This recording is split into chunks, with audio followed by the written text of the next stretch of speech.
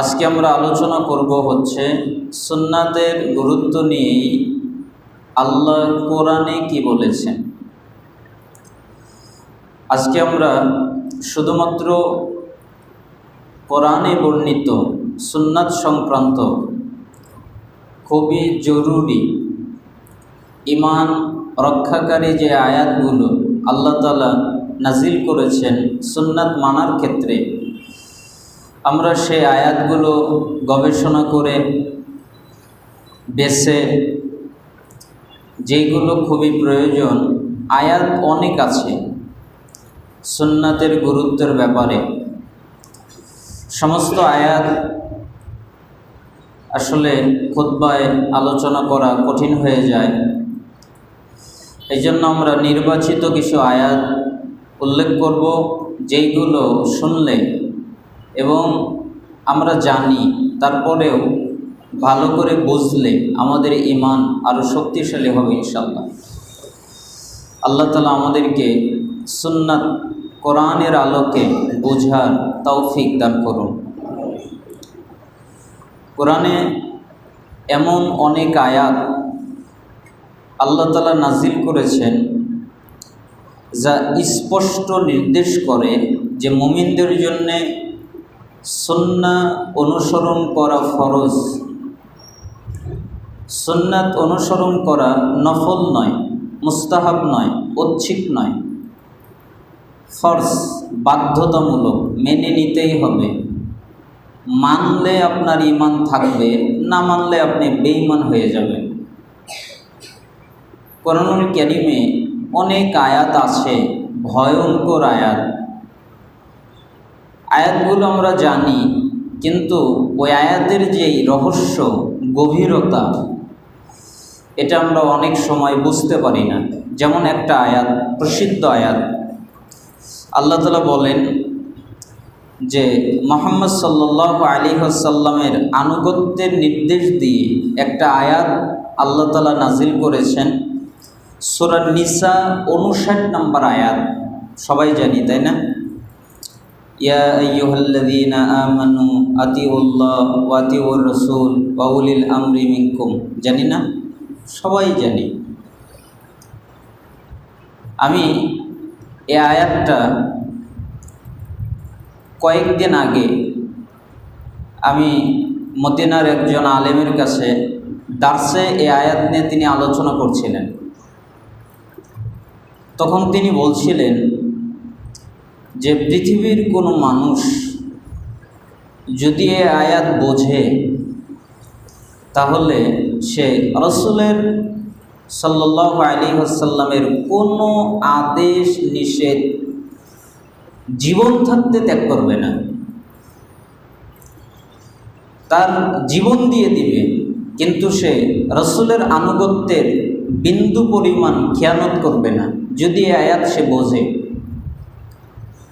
অথচ এই আয়াত না বুঝার কারণে মানুষেরা রাসূলের আনুগত্য করার জন্য জীবন দেয় না, কিন্তু মানুষের আনুগত্য করার জন্য জীবন বিলিয়ে দেয়।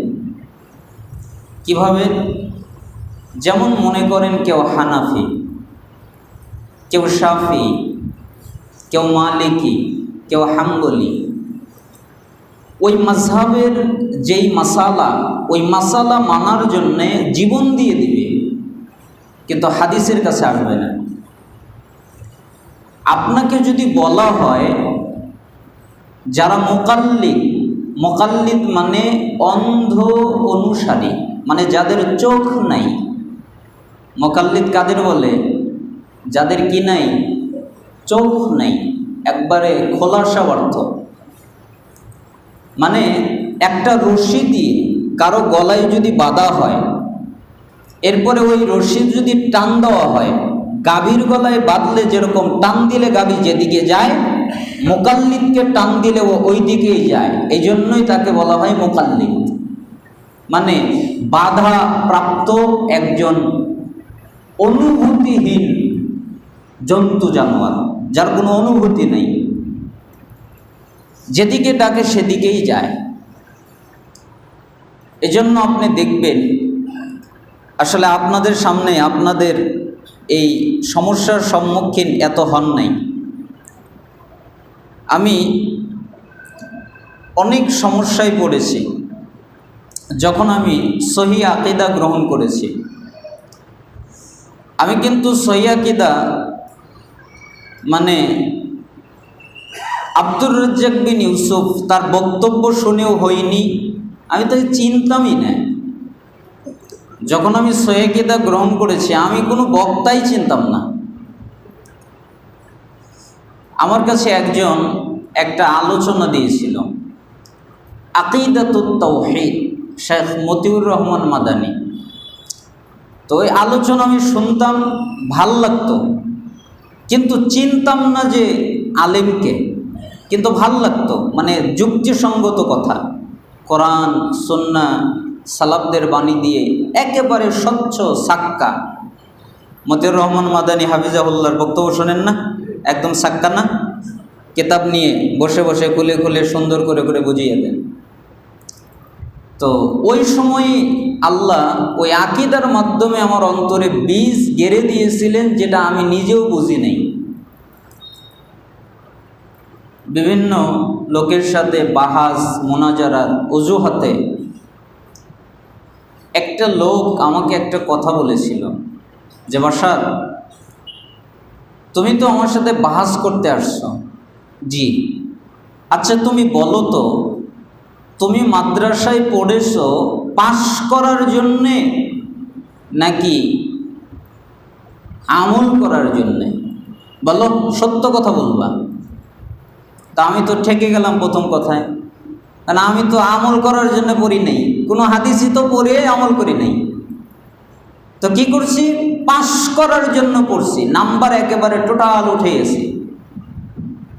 মানে আমি কিন্তু প্রশ্নের উত্তর দেওয়ার ক্ষেত্রে ভাবি নাই, যে আগে ভাবি যে এই প্রশ্নের উত্তর দিব আর এইটা দিব আর এইটা দিব, ঠিক দেই, এরকম দেইনি। প্রশ্ন আসছে, সিরিয়ালে খালি উত্তর দিতে গেছি, মানে মিস্টেক হয়নি। তে যখন ওই লোকটা আমাকে এই কথাটা বললেন, তখন আমার অন্তর একটা ধাক্কা লাগলো। এরপর আমাকে বললেন, আচ্ছা তোমার বাড়িতে তুমি যে কিতাবাদি পড়েছো আছে তো? আমি বললাম যে আছে। আমার সাথে তোমার বাহাস করা লাগবে না, তুমি ওই কিতাব আবার পড়বা পাস করার জন্যে না, আমলের জন্যে। যাও, বাহাস লাগবে না, চলে যাও, খালি আমল করার জন্য পড়বা। এতদিন পড়ছো পাস করার জন্যে, এখন পড়বা আমলের জন্যে। বাস, কোরআন নিয়ে বসলাম, হাদিস নিয়ে বসলাম, অনেক রাত জেগেছি, এত পড়েছি সঠিকটা বোঝার জন্য। ওই কথা আমার অন্তরের ভিতরে সেট হয়ে গেছে। বুঝতে বুঝতে বুঝতে বুঝতে পড়তে পড়তে পড়তে পড়তে এই আয়াতগুলো সামনে জলজল করত। আল্লাহ কত চমৎকার কথা বললেন। আমি যত প্রশ্ন করি সব জবাব কোরআনে, মানে আমার মনে যা প্রশ্ন আসে তাই কোরআনে। যেমন আমার মনে প্রশ্ন আসলো, এতগুলো লোক ভুল করে, ভুল নাই দুই একজন লোক করে, এত আলেম ভুল করে, আপনারা কি বলেন? প্রশ্ন আসে না? তা আমার মনে প্রশ্ন।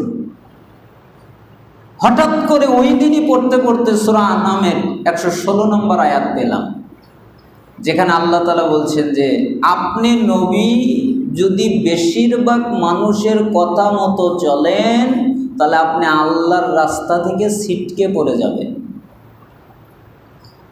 তার মানে বেশিরভাগ লোকের মধ্যে হক নাই, বেশিরভাগ মানুষ সত্যের মাপকাঠি নয়, বেশিরভাগ মানুষ হিদায়াত প্রাপ্ত নয়, বেশিরভাগ মানুষ আল্লাহর শুকরগুজার বান্দা নয়, বেশিরভাগ মানুষই হচ্ছে পথভ্রষ্ট, বেশিরভাগ মানুষই হচ্ছে জাহান্নামী। জবাব এসে গেল। আবার মনের ভিতরে উকি দিল, বাপ দাদা কি তাহলে ভুল করে? এত আগ থেকে এত আমলগুলো করে আসলো, তারা কি কিছু বোঝে নাই?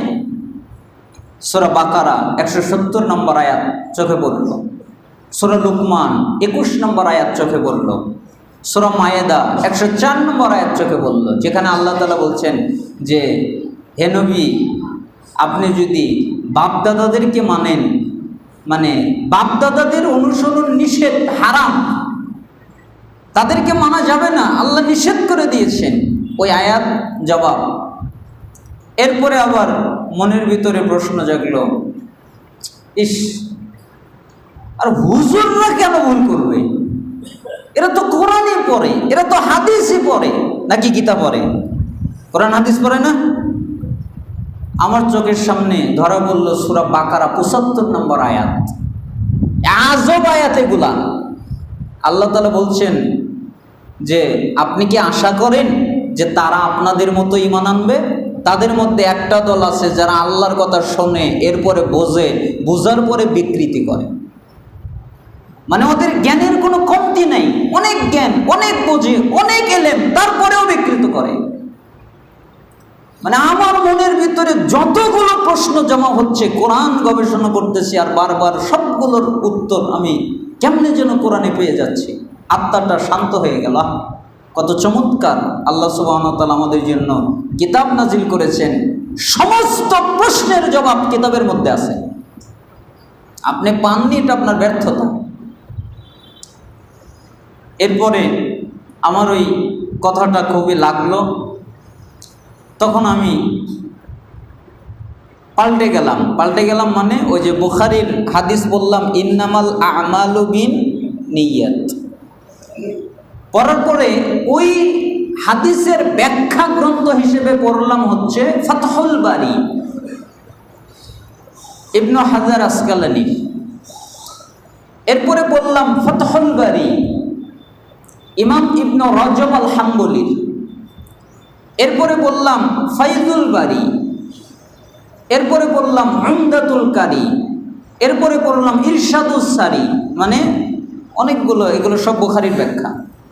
ওই প্রথম হাদিসের ব্যাখ্যা পড়তে পড়তে বুঝলাম যে সালাফগণ বলতেছেন যে নিয়ত করে, নিয়ত পড়ে না, আর নিয়তের জায়গা অন্তর, মুখ না। বলেন তো নিয়তের জায়গা কোথায়? অন্তর, মুখ না। তো মসজিদে গেলাম, সালাত আদায় করলাম, তো কথা হতে হতে একজনকে বলতেছে যে আমরা তো এতদিন নিয়ত করি, তো নিয়ত তো আসলে পড়তে হয় না, নিয়ত করতে হয়। কেন? করা হলো ফরজ আর পড়া হলো বিদআত। পড়ার কোনো বিধান নেই, নাওয়াইতুন মর্মে কোনো জাল হাদিসও নাই। পৃথিবীতে আজ পর্যন্ত কোনো জাল হাদিসও তৈরি হয় নাই, রচনা হয় নাই, অথচ মানুষ পড়ে, সবাই পড়ে। ওই যে আমপারা দেখবেন পাওয়া যায় না, তার ভিতরে দেখবেন অনেক নিয়ত, ফজরের এক নিয়ত, জোহরের এক নিয়ত, আসরের এক নিয়ত, মাগরিবের এক নিয়ত, নিয়তের কোনো শেষ নেই। তখন ওই লোক আমাকে বলল, তুমি পাগল হইছো, তোমার মেন্টাল হইতেছো না? তা আমি আর ওনার সাথে বেশি কথা বললাম না, চলে গেলাম। বুখারী পড়তে 735, 36, 37, 38, 39, এক আধারে 5 হাদিস। কয় হাদিস? 5 হাদিস। রাসূল সাল্লাল্লাহু আলাইহি সাল্লাম যখন রুকুতে যেতেন, রুকু থেকে যখন উঠতেন, তখন রফুল ইয়াদাইন করতেন। ওটা তো ছিল নিয়ত, কেউ তো দেখে নাই, কেউ দেখছে? কোনো বিরোধিতাও নেই। কিন্তু এটা তো রফুল ইয়াদাইন করলে নির্ঘাত একেবারে নতুন আমল। যা,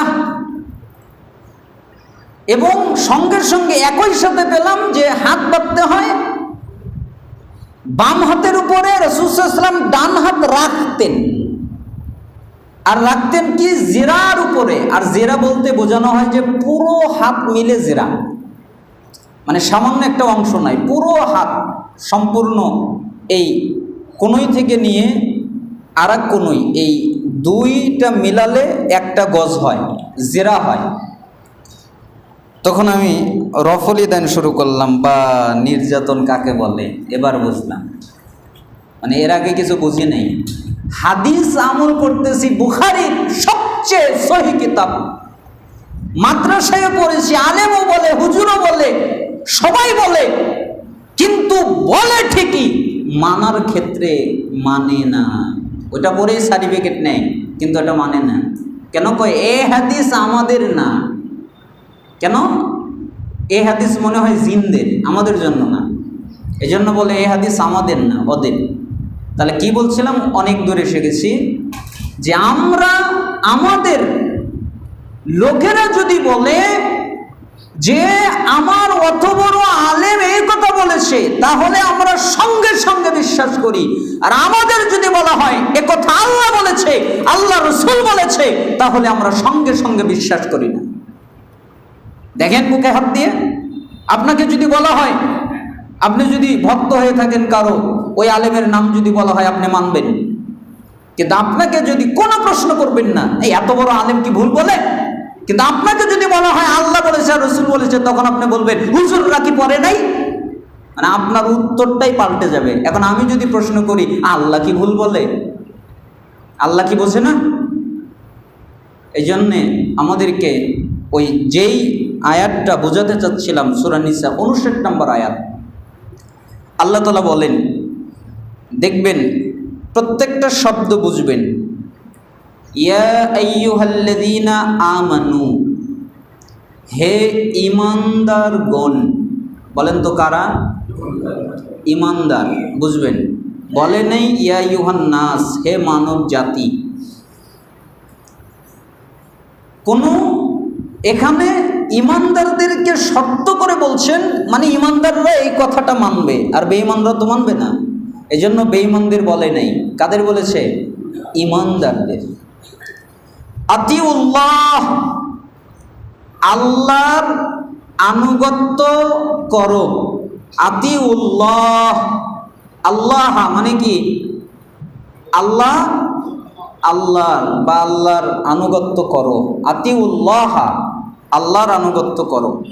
ওয়াতিউর রাসূল, এবং রাসূলের আনুগত্য করো। ওয়া উলিল আমরি মিনকুম, এবং তোমাদের মধ্যে যারা আমির তাদের আনুগত্য করো। বলেন তো কাদের? আমিরদের। এখানে এই আয়াত দিয়েই কিন্তু মাযহাব প্রতিষ্ঠা হয়েছে, এই আয়াত দিয়েই। কিভাবে? এই যে আল্লাহ বলছেন আল্লাহকে মানো, আল্লাহ বলছেন রসুলকে মানো, আল্লাহ বলছেন উলুল আমরকে মানো, তার মানে যে কোনো একজন ইমামকে মানতে হবে। কেন? আল্লাহ বলছেন। কে বলছেন? আল্লাহ। আল্লাহই তো উলুল আমর বলছেন। দেখেন আল্লাহর ভাষাটা দেখেন, আল্লাহ কত চমৎকার শব্দ প্রয়োগ করেছেন। আসলে উলুল আমর আলেমদের বলা হয় এই মর্মে কোনো সালাফ কোনো বাণী বলে নাই। উলুল আমর হলো শাসক, যে ক্ষমতার অধিকারী, তাকে বলা হয়।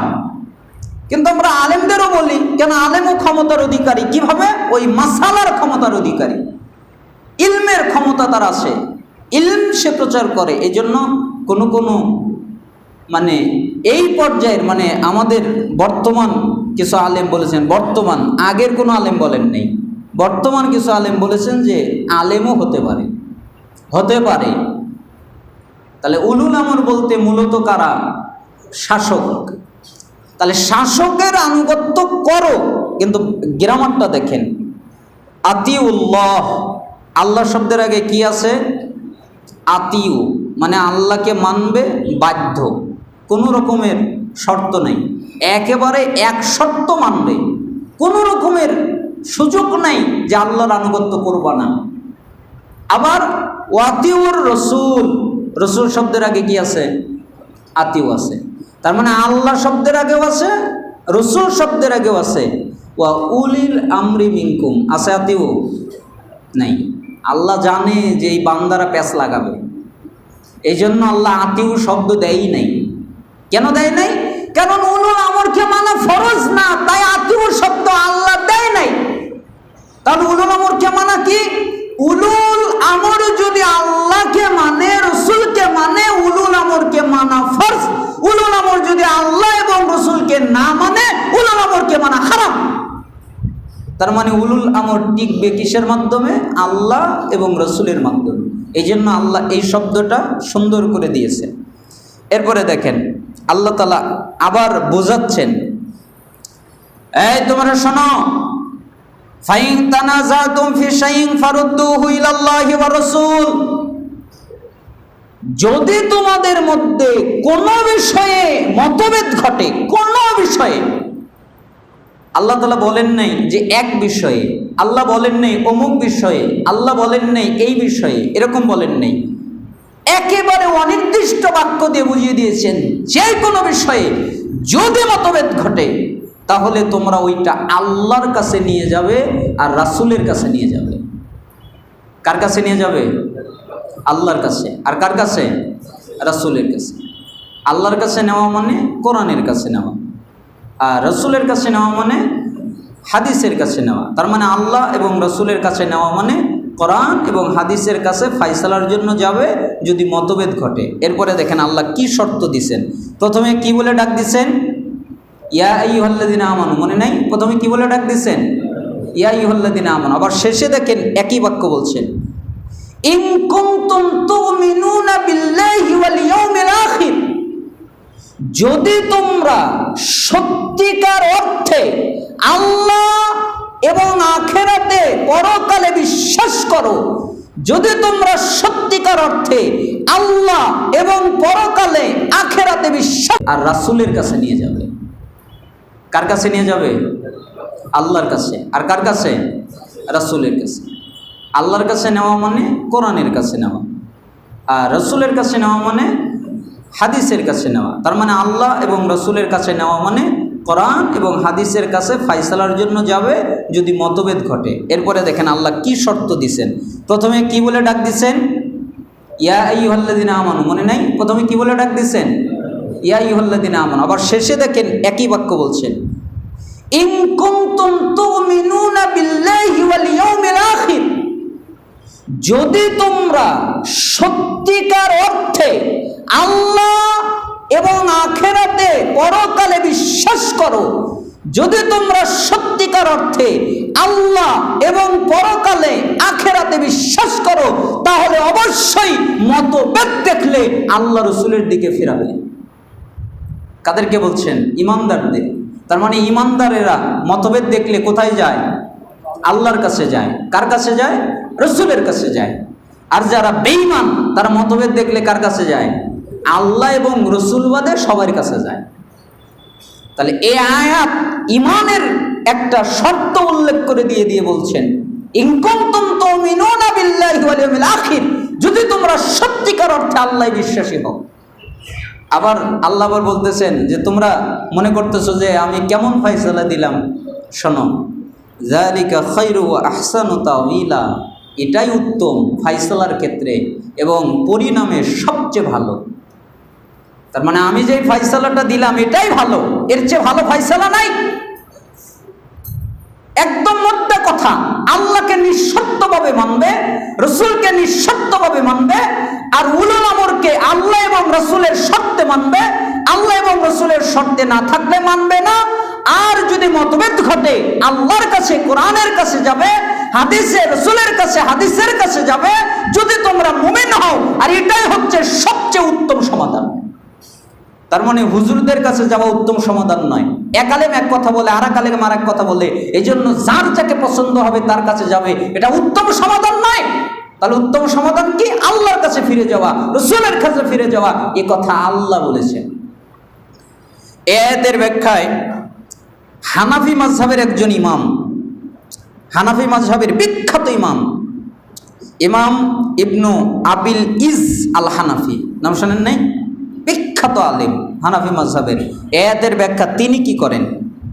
তিনি বলতেছেন, কাইফা ক্বালা ওয়াতিউর রাসূল ওয়া লাম ইয়াকুল ওয়াতিউ উলিল আমরি মিনকুম লিআন্না উলিল আমরি লা ইফরাদুনা বিত্তাআতি বাল ইউতাউনা ফিমা হুয়া তাআতুন লিল্লাহি ওয়া রাসূলিহি ওয়া আ'াদাল ফি'লা মা'আর রাসূলি লিআন্না মা ইতা'আর রাসূল ফাকাদ আতা আল্লাহ فإن الرسول لا يأمر بغير طاعة الله بل هو معصوم في ذلك وأما ولي الأمر فقد يأمر بغير طاعة الله فلا يطاع إلا فيما هو طاعة لله ورسوله। হানাফি মাযহাবের ইমাম তিনি বলতেছেন, দেখেন কত চমৎকার এই আয়াত সম্পর্কে তার মন্তব্য। কাইফা, ভেবে দেখো। কাইফা শব্দের অর্থ হলো কেমন, কিন্তু এইখানের অর্থ হলো ভেবে দেখো। ভেবে দেখো কিভাবে দেখো? ক্বালা, আল্লাহ বলেছেন ওয়াতিউর রাসূল, রাসূলের আনুগত্য করো। ওয়ালাম ইয়াকুল ওয়াতিউ উলুল আমরি মিনকুম, আল্লাহ এভাবে বলে নাই ওয়াতিউ উলুল আমরি মিনকুম, উলুল আমরের আগে আতিউ শব্দ দিয়ে বলেন নাই উলুল আমরকে মানো। কার আগে আতিউ শব্দ দিছেন? রাসূলের আগে। উলুল আমরের আগে আতিউ শব্দ দেন নাই। লিআন্না উলিল আমরি লা ইফরাদুনা বিত্তাআতি বাল ইতাউনা ফিমা হুয়া তাআতু লিল্লাহি ওয়া রাসূলিহি, যেমন করেছেন রাসূল শব্দের পূর্বে, কেননা স্বতন্ত্রভাবে শাসকের আনুগত্য করা যাবে না, বরং যেখানে আল্লাহ এবং রাসূলের আনুগত্য আছে কেবল সেখানেই শাসকদের আনুগত্য করতে হবে। আর রাসূলের সাথে আতিউ একটা ফেল পুনরাবৃত্তি করে আল্লাহ বুঝিয়েছেন, কেননা যে ব্যক্তি রাসূলের আনুগত্য করলো সে আল্লাহর আনুগত্যই করলো। আর রাসূল সাল্লাল্লাহু আলাইহি সাল্লাম আল্লাহর আনুগত্যের আদেশ ছাড়া অন্য কোনো আদেশ দেন না। তিনি এতে নিষ্পাপ, মাসুম। তিনি কখনোই নিজের আনুগত্যের মানে নিঃস্বার্থভাবে খালি নিজের কথা বলেন না। আল্লাহ যেভাবে তাকে শিখিয়ে দেন, আল্লাহ যেভাবে তাকে বুঝিয়ে দেন, সেভাবেই তিনি দাওয়াত দেন, সেভাবেই তিনি ডাকেন। এই জন্য তার আনুগত্য করা মূলত আল্লাহরই আনুগত্য করা। আর শাসকদের বিষয় ভিন্ন, তারা আল্লাহর আনুগত্যের বাইরে অন্য বিষয়েও আদেশ দেয়, তাই না? শাসকরা অন্য বিষয়েও আদেশ দেয় না, কিন্তু রসুলের ক্ষেত্রে কোনো দ্বিধা নাই, তিনি অন্য বিষয়ে কোনো আদেশ দেয় না, কিন্তু শাসকরা অন্য বিষয়ে আদেশ দেয়। সুতরাং সেক্ষেত্রেই তাদের আনুগত্য করতে হবে যেখানে আল্লাহ এবং রাসূলের আনুগত্য আছে। যেখানে আল্লাহ এবং রাসূলের আনুগত্য নাই সেখানে তাদের আনুগত্য করা যাবে না। এই কথাটা বলেছেন শারহুল আকিদাত তাহাবিয়া মধ্যে, যেটা বৈরুত মুআসসাসাতুর রিসালার ছাপা 10ম সংস্করণ, 2য় খণ্ড 543 পৃষ্ঠা, যেটা সদরুদ্দিন মোহাম্মদ ইবনে আলাউদ্দিন আলী ইবনে মোহাম্মদ ইবনে আবিল ইজ আল হানাফি, তার পুরো নাম, তিনি এই মন্তব্যটা এই আয়াত সম্পর্কে করেছেন। এরপরে বলেছেন ফাইন তানাযাতুম ফি শাইইন, কোনো বিষয়ে তোমাদের মধ্যে মতভেদ ঘটলে, যদি মতভেদ ঘটে, আয়াতের ব্যাখ্যা ইবনুল কাইয়িম রাহিমাহুল্লাহ বলেন এই আরবি এই বাক্য এই অংশটা অনির্দিষ্টবাচক, নির্দিষ্ট না। যে কোনো বিষয়ে মতভেদ ঘটলে অনির্দিষ্ট একটা বাচক, একটা শব্দ, কোনো বিষয় শব্দটি একটা শর্ত হিসেবে ব্যবহার করা হয়েছে, এ থেকে ব্যাপারটা সাধারণভাবে সকল বিষয়কেই শামিল করে, সকল বিষয়কেই বোঝায়। অর্থাৎ মুসলিমরা দিন সংক্রান্ত ছোট হোক বড় হোক যেই বিষয়েই মতভেদে পড়বে তার সব কিছুকেই আল্লাহর কিতাব এবং সুন্নাতের কাছে নিয়ে ফায়সালা খুঁজবে। দেখেন তারা কি চমৎকারভাবে এই আয়াতগুলো বুঝেছে। এরপরে তিনি আরো বলেন যে আল্লাহর কাছে নিয়ে যাওয়ার অর্থ হচ্ছে কোরআনের কাছে নেওয়া, আর রসুলের কাছে নিয়ে যাওয়ার অর্থ হলো হাদিসের কাছে নেওয়া। তাহলে এই আয়াত থেকে আমরা কি শিখলাম? উলুল আমরদের এমনিই মানা যাবে না শর্ত সাপেক্ষে মানা যাবে? শর্ত সাপেক্ষে। কি শর্ত? উলুল আমর যদি আল্লাহকে মানে, রসুলকে মানে, উলুল আমরকে আমি মানব। উলুল আমর যদি আল্লাহকে মানে না, রসুলকে মানে না, উলুল আমরকে আমি মানব না, শেষ। আর কোনো কথা আছে? আল্লাহ তাআলা আমাদের এই আয়াতের উপরে ঈমান আনার তৌফিক দান করুন। এরপরে আল্লাহ তাআলা আরেকটা আয়াত আপনারা জানেন, সূরা হাশর 7 নম্বর আয়াত, ওয়ামা আতাকুমুর রাসূলু ফাখুযুহু ওয়ামা নাহাকুম আনহু ফান্তাহু, রসুল তোমাদের যা দেয় তোমরা তাই নাও, আর রসুল তোমাদের যা নিষেধ করেন তাই ত্যাগ করো। এরপরে দেখেন আল্লাহর ভাষা এত চমৎকার। এরপরে ভয় দেখাচ্ছেন। এই কথাটা বলার পরে আল্লাহ বলছেন ওয়াত্তাকুল্লাহ, আল্লাহকে ভয় করো। মানে রাসূলের আদেশ নিষেধের ক্ষেত্রে খেয়ানত করো না। রাসূল যা দেয় তাই নিবা, যা নিষেধ করে তাই ত্যাগ করবা। আর এই ব্যাপারে কাকে ভয় করবা? আল্লাহকে। কেন? ইন্নাল্লাহা শাদীদুল ইকাব, আল্লাহ শাস্তি দানে খুবই কঠোর। মানে আল্লাহ খালি দয়া করতে পারে এমনটা নয়, তিনি কঠিন শাস্তিও দিতে পারেন, তার মতো শাস্তি কেউ দিতে পারে না। আল্লাহ দয়া দেখবেন, আপনাকে একটু আল্লাহ দয়া দেখাই। রিয়াদুস সালিহিন জান্নাত অধ্যায়ের মধ্যে এই হাদিসটা আছে, সবার শেষে এক লোক জান্নাতে যাবে। কার শেষে? সবার শেষে। ওই যে আমরা বলি না যে একজন জান্নাতীকে দেওয়া হবে 10 দুনিয়ার সমান একটা জান্নাত, বলি না? এই প্রচলিত কথাটা কিন্তু ভুল। কেন ভুল? সবাই 10 দুনিয়ার সমান জান্নাত পাবে না। কে পাবে? একজন লোক পাবে। বলেন তো কে পাবে? একজন। আর সবাই কি পাবে? 10 দুনিয়ার চেয়ে বেশি বড় জান্নাত পাবে। ওটা আল্লাহ জানেন, ওটার হিসাব আমাদের কাছে নেই। তাহলে 10 দুনিয়ার সমান একটা জান্নাত একজন পাবে। ওই একজন জাহান্নামে পড়ার পরে আল্লাহ তাআলা তাকে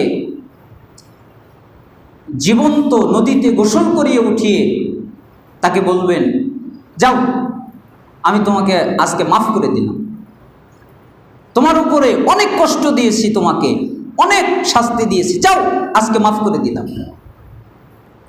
তখন ওই লোকটা আল্লাহকে বলবে, আল্লাহ, আমি শেষ না আমার পরে আর কেউ আছে? তখন আল্লাহ বলবে, না, তুমি শেষ, তোমার পরে আর কেউ জাহান্নাম থেকে বের হবে না, তুমি শেষ ব্যক্তি, যাও, জান্নাতে ঢোকো। তখন ওই লোকটা ভাববে আর বলবে আল্লাহকে, হে আল্লাহ, আমি যে জান্নাতে যাব, আমার কি জান্নাতে জায়গা আছে? আমি গেলে থাকবো কোথায়? থাকার তো জায়গা নাই। কেন নাই? জান্নাত তো বুক হয়ে গেছে, সবাই চলে গেছে, আমি ও মনে করবে আমি একাই আছি, আর কেউ নাই। জান্নাতের একটা সৌন্দর্য হলো একজন আরেকজনকে দেখবে, একজন আরেকজনকে কি করবে? দেখবে।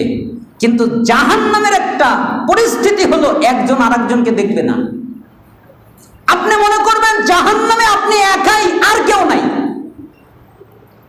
যদি আপনাকে জেলখানায় কয়েদ করা হয়, আপনাকে পেটন দেওয়া হয়, বাড়ি দেওয়া হয়, আঘাত করা হয়, আপনার একটু ভালো লাগে। কেন? আপনার সাথে আরো 2-1 আছে। আপনি বলেন আমাকে তো একা মারতেছে না, ওকেও তো মারতেছে, এজন্য আপনি একটু ধৈর্য ধরেন। কিন্তু জাহান্নামে এমন নয়, আপনি মনে করবেন আপনি একাই।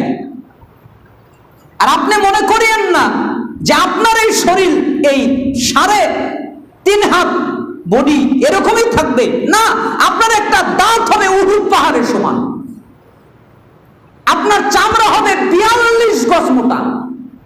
আপনাকে আমি বুঝাতে পারবো না যে আল্লাহ আপনাকে কত বড় করে তৈরি করবেন শাস্তি দেওয়ার জন্য। আর কিরকম শাস্তি? ওই চামড়া সবচেয়ে কিন্তু কষ্ট লাগে চামড়ায়। কোথায় লাগে?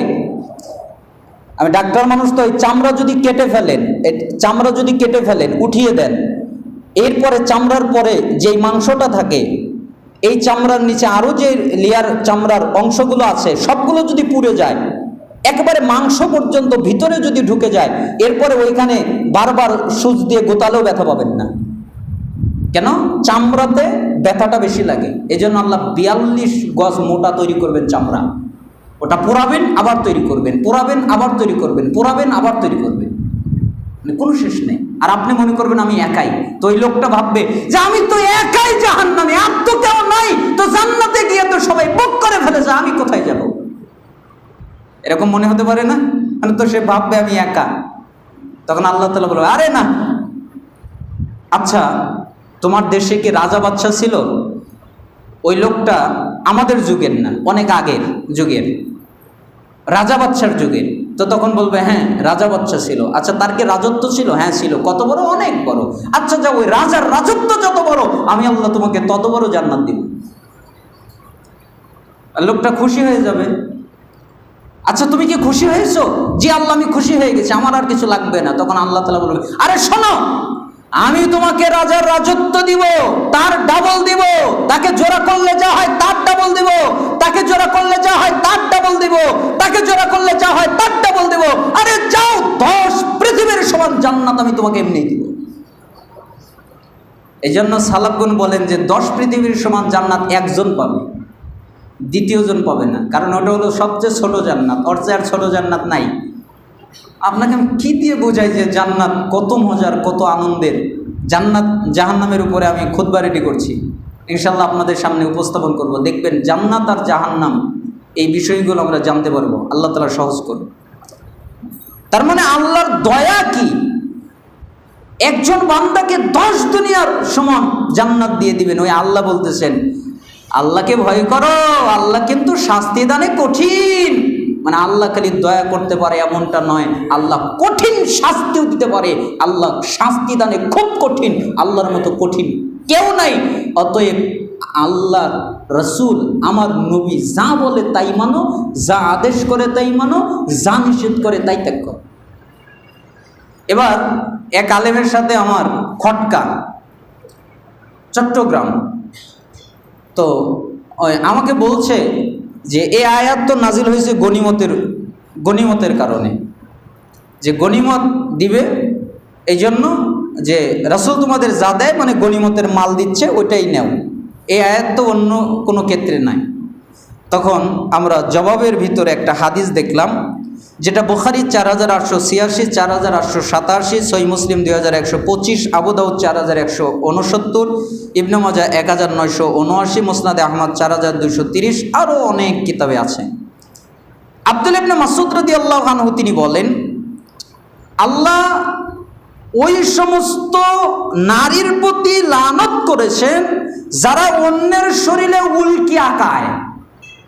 মানে যেই নারীরা ওই পার্লারে দেখেন না আঁকিয়ে দেয় তাদের, এবং যারা নিজের শরীরে আঁকায়, হয় কাউকে আঁকিয়ে দেয় না হলে নিজে আঁকায়, অথবা যারা সৌন্দর্যের জন্য ভুরু চুল উপড়িয়ে ফেলে, ভুরুর চুলগুলো উঠিয়ে চিকন করে না, চিকন করে যে নারীরা, অথবা যারা দাঁতের মাঝে ফাঁক সৃষ্টি করে, যে দাঁত কেমন যেন একা বেঁকা দেখা যাচ্ছে, তাহলে আমি একটু ডাক্তারকে দিয়ে সোজা করে নিই যাতে সৌন্দর্য দেখা যায়, মানে সৃষ্টির বিকৃতি ঘটায়,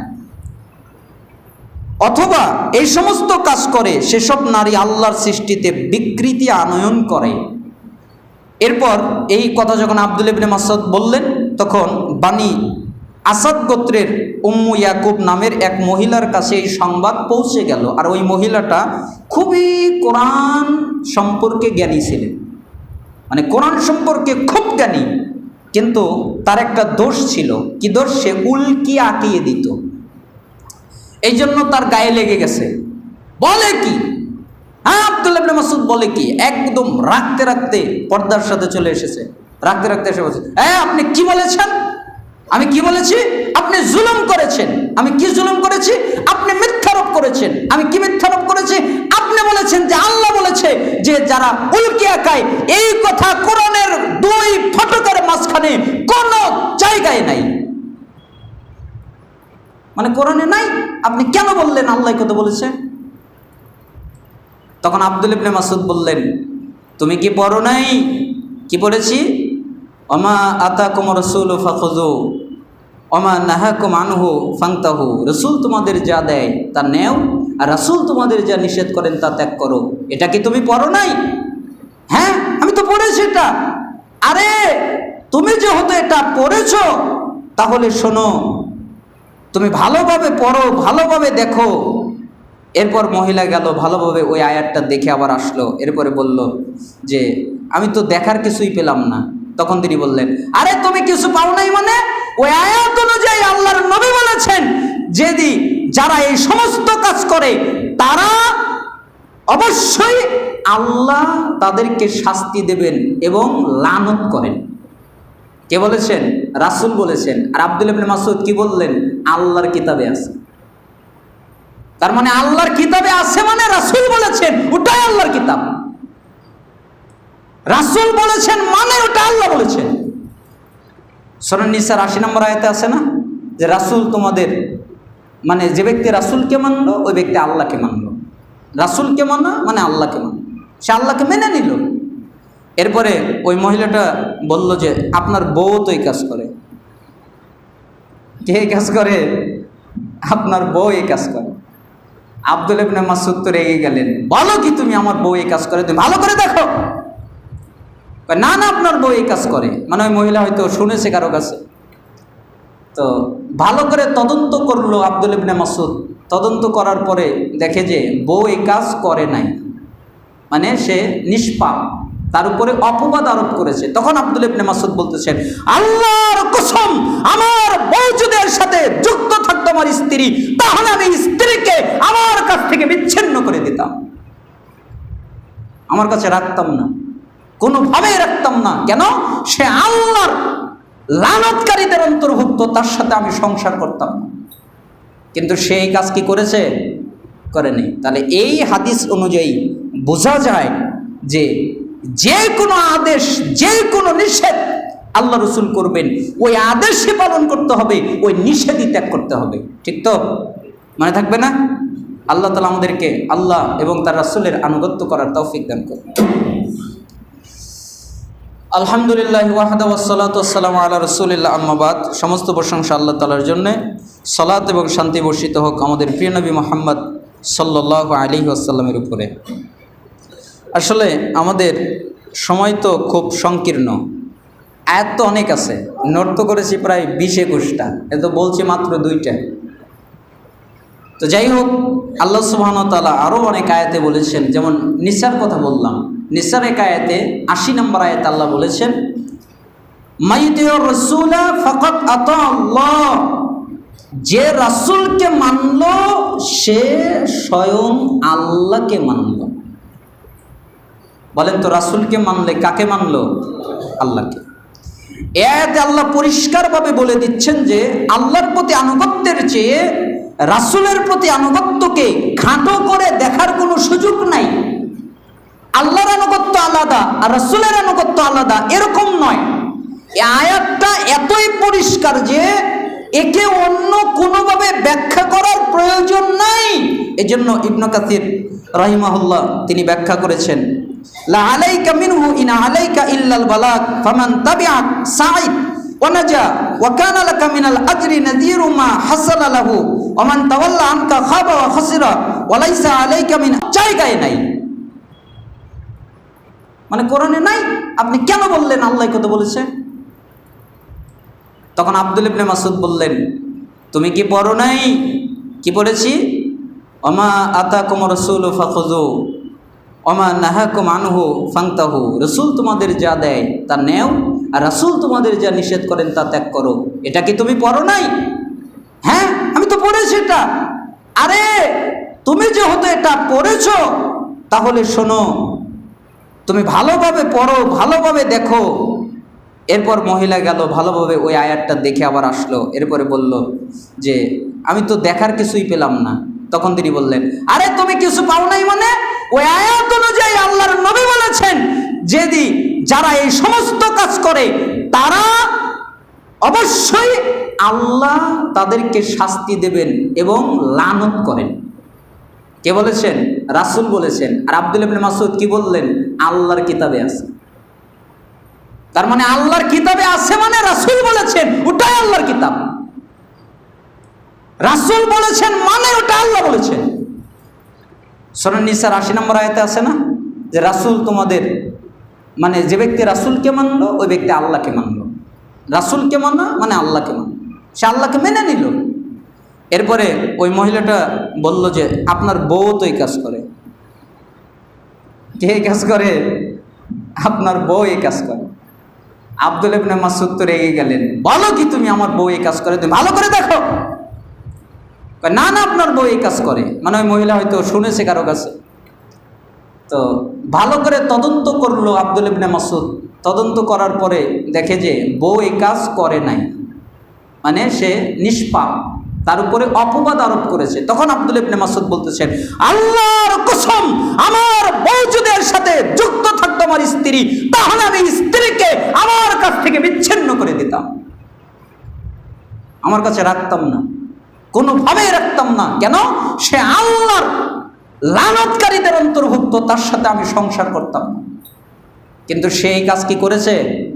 করেনি। তাহলে এই হাদিস অনুযায়ী বোঝা যায় যে যে কোনো আদেশ, যে কোনো নিষেধ আল্লাহ রসুল করবেন, ওই আদেশে পালন করতে হবে, ওই নিষেধই ত্যাগ করতে হবে। ঠিক তো? মনে থাকবে না? আল্লাহ তাআলা আমাদেরকে আল্লাহ এবং তার রাসূলের আনুগত্য করার তৌফিক দান করুন।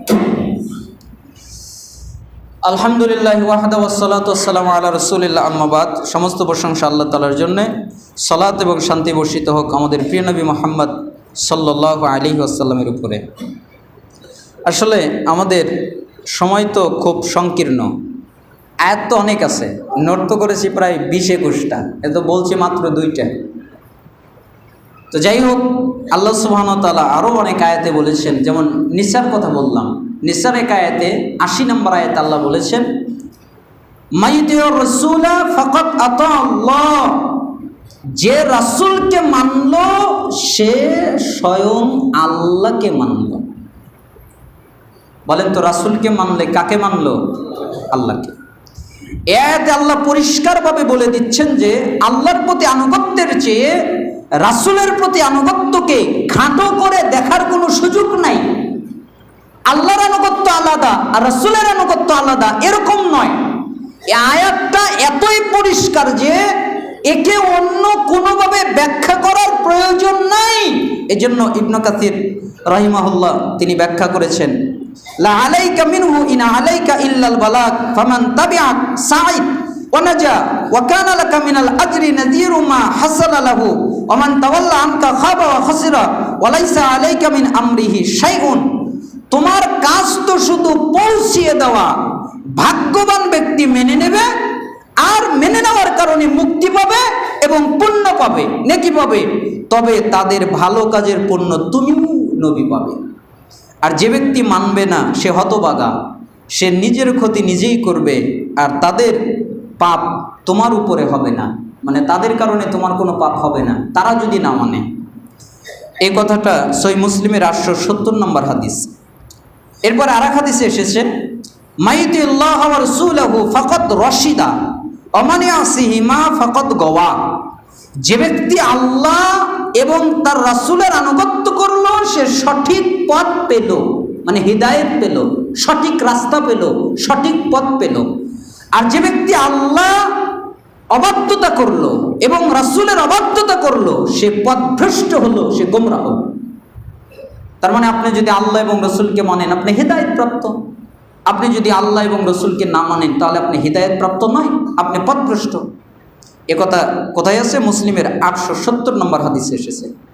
রাসূল সাল্লাল্লাহু আলাইহি সাল্লাম আরো বলেন, মান আতাআনি ফাকাদ আতা আল্লাহ, যে আমাকে মানলো সে আল্লাহকে মানলো। কাকে মানলো? রাসূল সাল্লাল্লাহু আলাইহি সাল্লাম বলতেছেন যে আমাকে মানলো সে কাকে মানলো? আল্লাহকে মানলো। ওয়ামান আসানি ফাকাদ আসাল্লাহ, আর যে আমাকে মান্য করলো সে আল্লাহকে মান্য করলো। তার মানে আমাকে মানা আল্লাহকে মানা, আর আমাকে না মানা আল্লাহকে না মানা। আয়াতের ব্যাখ্যায় অর্থাৎ নবীর আদেশ অথবা সুন্নাহর অনুসরণ না করা, আল্লাহর আদেশ মোতাবেক না চলা, উভয় একই কথা। আপনি যদি রাসূলকে না মানেন তা আল্লাহকে মানেননি, আপনি যদি রাসূলকে মানেন তাহলে আল্লাহকে আপনি মেনে নিয়েছেন। কেন? রাসূলকে মানলে আল্লাহকে মানা হয়ে যায়। এজন্য ইমাম শাওকানি রাহিমাহুল্লাহ বলেন, এই আয়াত প্রমাণ করে নবী করিম সাল্লাল্লাহু আলাইহি সাল্লামের আনুগত্য মানে আল্লাহর আনুগত্য। আল্লাহর নির্দেশ ব্যতীত রাসূল সাল্লাল্লাহু আলাইহি সাল্লাম কোনো নির্দেশ দেন নাই। আল্লাহ নিষেধ না করা পর্যন্ত রাসূল সাল্লাল্লাহু আলাইহি সাল্লাম কোনো বিষয়ে নিষেধ করেন নাই।